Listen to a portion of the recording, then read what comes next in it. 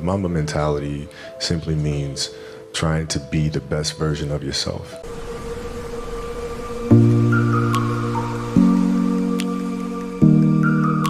Imagine you wake up at 3, you train at 4. You go 4 to 6, come home, breakfast, relax, blah, blah, blah. Now you're back at it again, 9 to 11, right? Relax, and now all of a sudden you're back at it again, 2 to 4, and now you're back at it again, 7 to 9.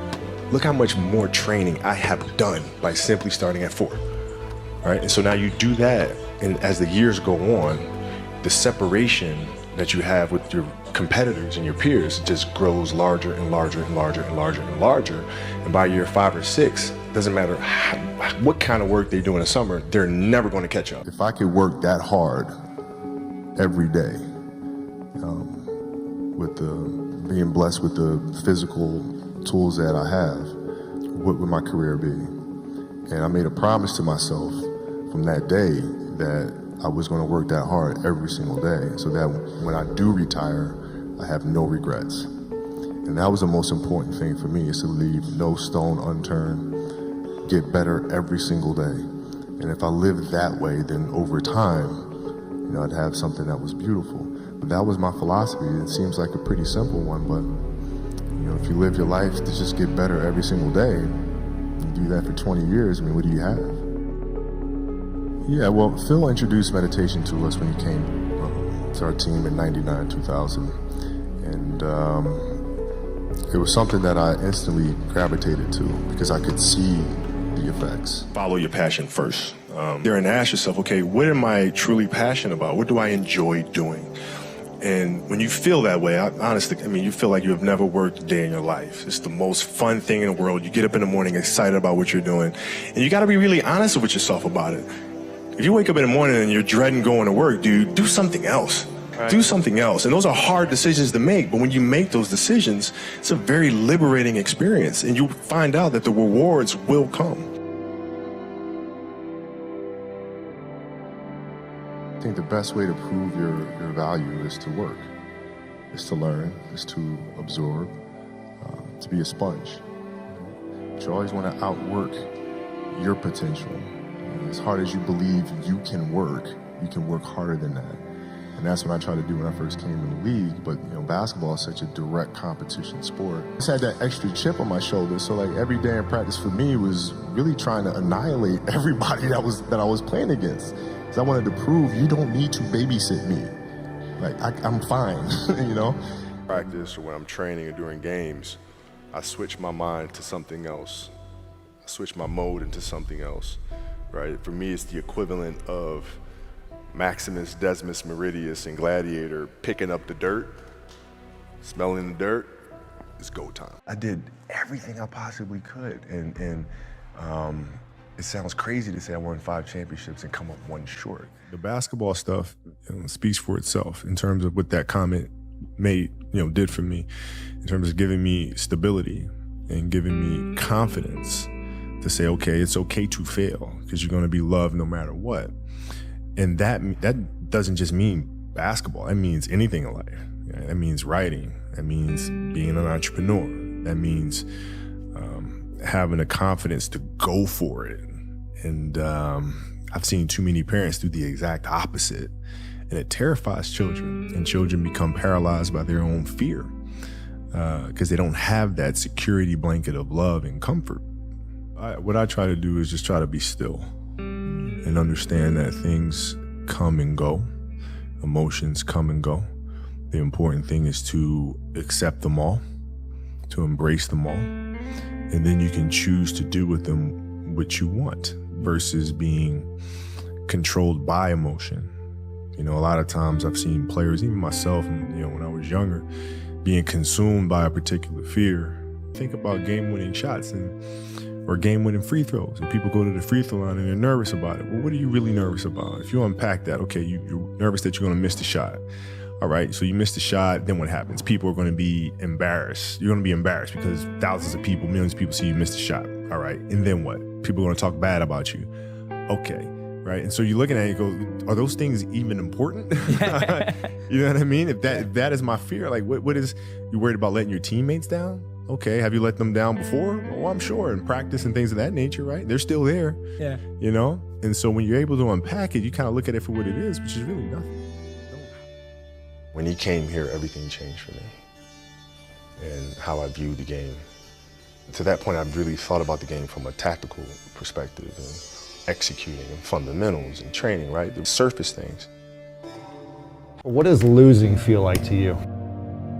It's exciting because it means you have different ways to get better. There's certain things that you can figure out that you can take advantage of, right? Certain weaknesses that were exposed that you need to shore up, right? So it was exciting. I mean, it sucks to lose, but at the same time, there are answers there. I mean, the answers are there when you win too. You just have to look at them, right? So it's a constant process. It's exciting when you win, it's exciting when you lose, because the process should be exactly the same, whether you win or you lose. As you go back and you look and you find things that you could have done better, find things that you've done well that worked, figure out how did they work, why did they work, how can you make them work again? And but the hardest thing is to face that stuff. That's a really, really tough challenge. If practice is more intense and harder than a Game 7 will be, then a Game 7 will be easy. But if it's not, then that's when teams start folding and capitulating. If I got to fight to get you in the gym, that's a problem. Pressure's a funny thing. You know, I always felt like the people that feel pressure are the people that cut corners or really didn't put the work in. If you know you've put in all the work, what is there to be nervous about? You've done it thousands of times before. You just go up there and do it one more time. Really a question of what side of the fence do you want to be on? You know, do you want to be nervous in those situations, or do you not want to be nervous in those situations? Do you want to look at pressure as a normal sport occurrence, like breathing is to every single day of your life? Then you put in the work. And if you don't, man, that's on you. I want to learn how to become the best basketball player in the world. And if I'm going to learn that, I got to learn from the best. Kids go to school to be doctors or lawyers or so forth and so on. That's where they study. That's the place for them to study. My place to study is from the best. I just looked at it as I want to be one of the best basketball players who've ever played. That's the end goal. Okay, how do I get there? How do I get there? And every decision I made in my life was centered around the process of helping me eventually get there. You know what I'm saying? So I had that purpose. And once I had that purpose, every decision that I made was centered around that purpose. I was just determined, you know, just locked in, just tuned in to what was going on out there and just blocked everything out and just zeroed in on being more aggressive and just setting the tempo. So this was very similar to the Dallas game as far as, you know, my mentality. I do view myself as being one of the best who've ever laced them up. As a leader of a team, it's also your responsibility to elevate the rest of the guys. You have to get them emotionally to want to be better. You have to get them to an emotional space where they wake up every morning driven to be the best version of themselves. And in practice, for me, it was a chance to drive them, to challenge them. And this is where you have to know your teammates. Because if it's late, you just had a back-to-back and you had practice the next day and you show up, and guys don't feel like going through the motions, don't feel like practicing. It's important to know each and every one of them individually. You guys know that, you know, if you do the work, you work hard enough, dreams come true.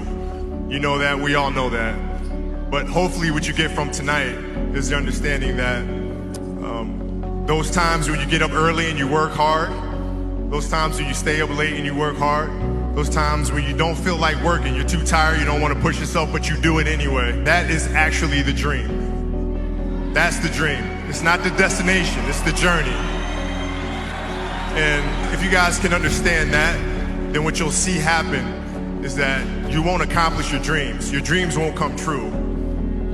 Something greater will. I play to figure things out.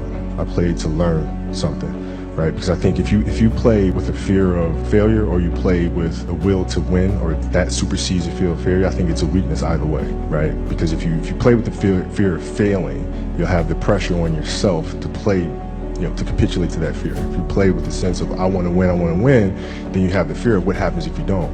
But if you find common ground in the middle, in the center, then it doesn't matter. You're unfazed by either, right? That enables you to really just stay in the moment, stay connected to it, and not feel anything other than what's in front of you. So, you know, I try to just be.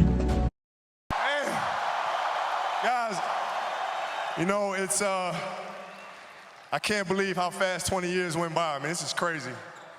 This is absolutely crazy. And, you know, to be standing here at center court with you guys, my teammates behind me, and appreciating all this the journey that we've been on. We've been through our ups and been through our downs. And I think the most important part is that we all stay together throughout. Will always be in my heart. And I sincerely, sincerely appreciate it. No words can describe how I feel about you guys. And thank you from the bottom of my heart. God, I love you guys. And I love you guys. And what can I say? Mamba out.